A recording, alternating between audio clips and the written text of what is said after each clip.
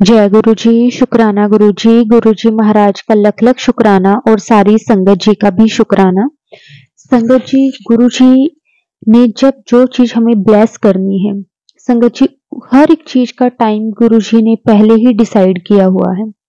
हम अपनी हर एक बात के लिए गुरु जी से मांगने लग जाते हैं, लेकिन हमें नहीं पता होता कि गुरु जी ने जहां जहां हम सोचते हैं, जो चीज हम सोचते हैं उससे कई ज्यादा गुरुजी ने हमें देना होता है, लेकिन हम गुरुजी से बहुत छोटी छोटी चीजें मांगना शुरू कर देते हैं। संगत जी, आज का सत्संग बहुत प्यारा सत्संग है। गुरुजी की बहुत प्यारी बेटी द्वारा सत्संग शेयर किया गया है। संगत जी, सत्संग को पूरा और ध्यान से जरूर सुने। अगर आप भी अपना सत्संग शेयर करना चाहते हैं तो डिस्क्रिप्शन में व्हाट्सएप नंबर और जीमेल आईडी दी हुई है, आप उस पर सत्संग को रिकॉर्ड करके भेज सकते हैं। तो अब हम गुरु जी से आज्ञा लेकर सत्संग को शुरू करते हैं। जय गुरु जी, शुक्राना गुरु जी, अनंतम अनंतम शुक्राना गुरु जी। जय गुरु जी। संगत जी, मैं अपना सत्संग शेयर करने से पहले मंत्र जाप करना चाहूँगी गुरु जी का। ओम नमः शिवाय, शिव जी सदा सहाय। ओम नमः शिवाय, गुरु जी सदा सहाय। ओम नमः शिवाय, शिव जी सदा सहाय। ओम नमः शिवाय, गुरु जी सदा सहाय। तो मैं अपना संगत शुरू से स्टार्ट करती हूँ। मैं गुरुजी से 22 या 23 सितंबर 2023 को गुरुजी से जुड़ी। मैंने गुरुजी का समरूप सबसे पहले एक दुकान में देखा था, गुड़गांव में। फिर जो सबके मन में पहला थॉट आता है कि आजकल कितने गुरुजी आ गए हैं, लोग गुरुजी के चक्करों में पड़ गए हैं और अपना नहीं देख रहे हैं।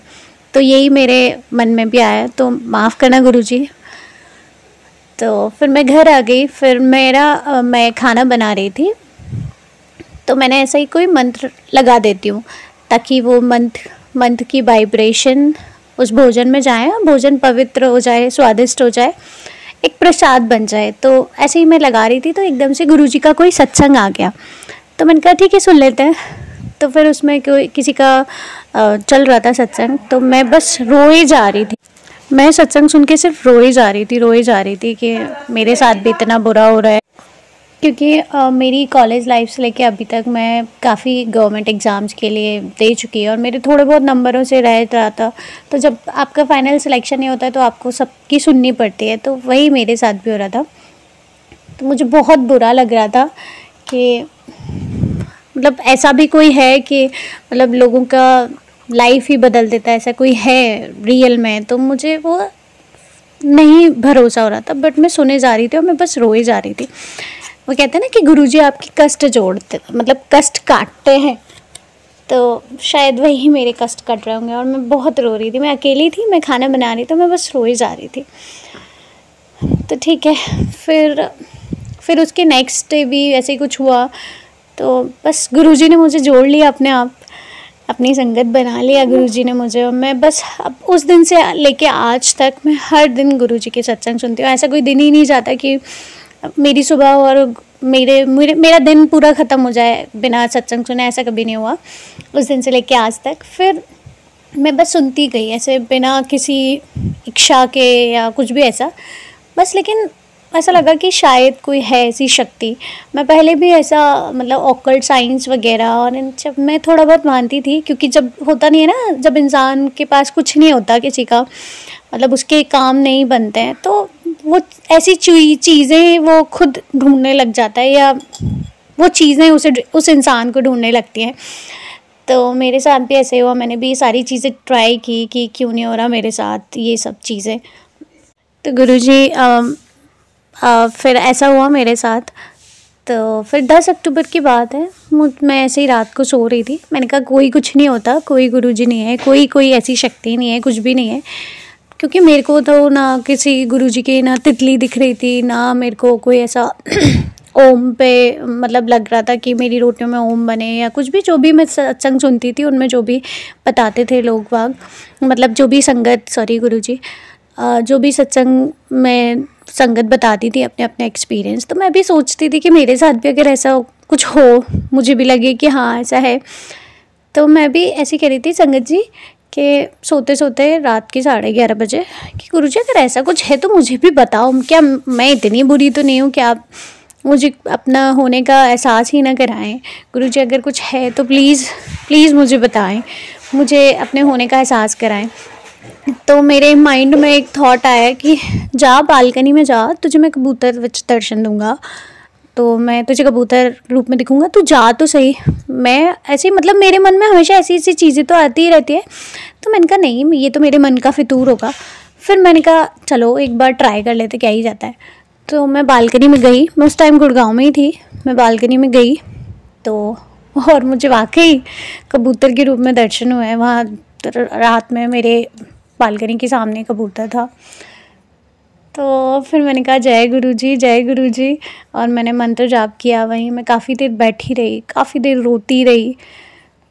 बहुत मतलब ऐसा लग रहा था कि कुछ तो है जो, मतलब कोई शक्ति है, कुछ है ऐसा जिससे मैं कनेक्ट हो रही हूँ, कोई डिवाइन पावर है, रियली में है। अगर आप यकीन करते हैं कि आपके आसपास कोई डिवाइन पावर है तो वाकई में होती है। ये बात एकदम सच है। अगर आप जिस चीज़ में भरोसा करते हैं, आपका भरोसा ही वो पावर है, कुछ और नहीं है। आपका भरोसा जितना स्ट्रांग होगा, आपकी वो पावर, डिवाइन पावर आपको उतनी स्ट्रांगली फील होगी। और ये मैंने उस टाइम फील किया, तो मुझे बहुत अच्छा लगा। फिर ऐसे ही दिन बीतते गए। दिन में मैं 4-4, 5-5 सत्संग सुन लेती थी। मतलब ऐसा लगता था कि मैं यूट्यूब में पढ़ भी रही थी। मेरा एग्ज़ाम था दिसंबर में, तो बस यही प्रे थी कि भगवान ये एग्ज़ाम निकल जाए, कैसे भी निकल जाए, कुछ भी हो जाए, कुछ, क्योंकि लाइफ थोड़ी मेरी स्टेबल हो जाए। मेरी लाइफ एकदम स्टैग्नेंट हो गई है कि कुछ हो ही नहीं रहा है, बस एकदम स्टैग्नेंट। पॉज आ गया, एक लंबा ब्रेक। 2012 के बाद, मतलब 2015 में मैंने अपनी ग्रेजुएशन ख़त्म की थी। उसके बाद मैंने बहुत जगह गवर्नमेंट एग्ज़ाम्स में ट्राई किया, काफ़ी एग्ज़ाम्स की प्रिपरेशन की, कहीं कुछ नहीं हुआ। तो मैं बस टूट चुकी थी। मतलब एक एज भी हो जाती है बीइंग अ गर्ल, आपको, मतलब मेरे फादर की मुझसे काफ़ी ज़्यादा एक्सपेक्टेशंस थी कि हाँ मैं कुछ करूँगी। और शुरू से मैं मतलब एक काफ़ी ब्रिलियंट स्टूडेंट रही हूँ, पर मेरे कोई एग्ज़ाम फाइनल तक नहीं निकले हैं। किसी का प्री निकल गया है और कुछ ऐसा ही हुआ। तो अभी तक भी मेरा कोई फ़ाइनल कहीं सिलेक्शन नहीं हुआ है। तो मेरी बस गुरुजी से यही प्रार्थना थी, प्लीज़ गुरुजी कहीं मुझे लगवा दें, प्लीज़ कहीं तो कुछ करा दें, सो दैट मेरी लाइफ में जो एक पॉज लगा है, वो ब्रेक लगा है, तो वो हट जाए कैसे भी। क्योंकि जब आप कुछ नहीं कर पाते ना, तो आपको फैमिली से, आपके फ्रेंड्स जब आगे बढ़ते हैं तो बुरा लगता है कि सब कुछ अपनी लाइफ को एंजॉय कर रहे हैं और आप कुछ नहीं कर रहे हैं। आप बस ऐसे ही लोगों को एंजॉय करते हुए देख रहे हैं सिर्फ, तो वो बुरा लगता है, काफ़ी बुरा लगता है। बहुत टाइम बहुत डिप्रेसिंग फील होता है, बट कुछ किया नहीं जा सकता। तो मेरा भी अभी बस ऐसा ही फेस चल रहा है। मैं गुरुजी से प्रार्थना करती हूँ, प्लीज़ गुरुजी मेरा ये पॉज, मेरा ये ब्रेक हटवाएं, मेरे बुरे कष्ट, मेरे बुरे कर्म कटवाएं और सबका भला करें गुरुजी। ब्लेसिंग्स ऑलवेज गुरुजी। फिर ऐसे छोटे मोटे सत्संग ऐसे होते रहे, मतलब भी कि मैंने गुरुजी से कहा, मेरे पापा जी का रिज़र्वेशन का था तो वो नहीं हो रहा था। एक दिन पहले ही हम लोगों ने किया था, सेम डे पे जिस दिन आना था पापा को, तो उसी दिन रिज़र्वेशन किया था। तो 18 समथिंग वेटिंग थी। तो मैंने कहा, मैंने छोटे भाई से कहा कि हो जाएगा। तो वो कहता है अच्छा 18 है, कैसे हो जाएगा। मैंने कहा मैंने कह दिया ना हो जाएगा। तो मैंने गुरुजी से कहा गुरुजी प्लीज़ आप करा देना, और सच में हो गया। शुक्राना गुरुजी, जय गुरुजी।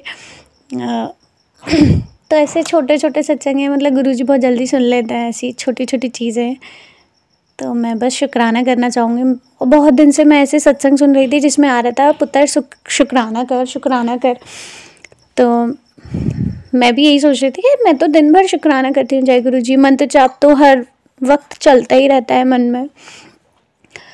तो फिर आया अभी काफ़ी, एक जब से मैं वापस घर आ गई हूँ, गुना आ गई हूँ, तो सारे सत्संग में ये आता था कि शुक्राना सत्संग मतलब सत्संग करना, आपको अपना सत्संग शेयर करना है, वो है शुक्राना। तो मैंने कहा ठीक है गुरुजी मैं करती हूँ, बट टाइम ही नहीं मिल पा रहा था, सिचुएशन ऐसी बनती जा रही थी। तो आज मैं अपना शुक्राना सत्संग शेयर कर रही हूँ सभी के साथ। मैं यही कहना चाहूँगी कि गुरुजी में भरोसा रखें और सत्संग रोज़ सुने। वाकई में शायद मेरे सत्संग से किसी की प्रॉब्लम का सोल्यूशन हो। जय गुरुजी, ब्लेसिंग्स ऑलवेज गुरुजी, शुक्राना गुरुजी, अनंतम अनंतम शुक्राना गुरुजी, हृदयंतम शुक्राना गुरुजी।